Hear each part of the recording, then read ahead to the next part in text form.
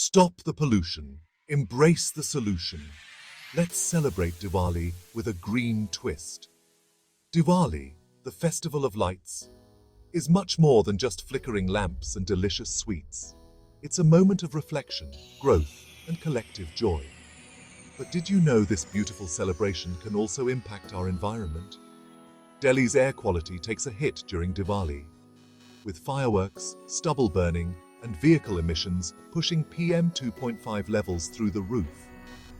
This pollution affects both our health and the well-being of animals around us. But fear not. There are eco-friendly alternatives to keep the spirit of Diwali alive and the air clean. Think LED lights, organic rangolis, and digital greetings.